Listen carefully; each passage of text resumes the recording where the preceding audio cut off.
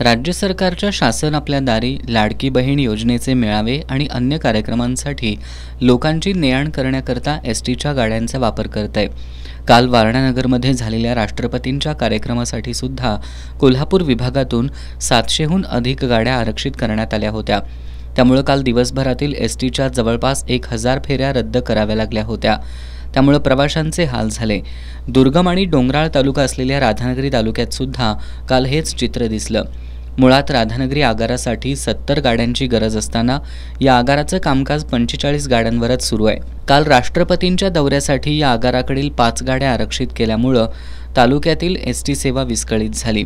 काल श्रावण सोमवार आणि अमावस्या असल्यामुळे तालुक्यातील प्रसिद्ध शिवमंदिरांसह आदमापूर इथं जाणाऱ्या भाविकांसाठीच्या जादा गाड्यांमुळे एसटी वाहतुकीवर चांगलाच ताण आला होता।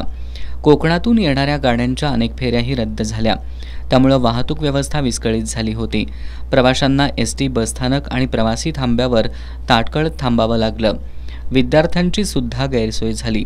शासकीय कार्यक्रम आणि नेत्यांच्या कार्यक्रमांसाठी एसटीच्या गाड्यांचा वापर करायला हरकत नाही, पण त्यासाठी सरकारनं एसटीकडे पुरेशा प्रमाणात गाड्या तरी उपलब्ध करून द्याव्यात अशी मागणी होतीये।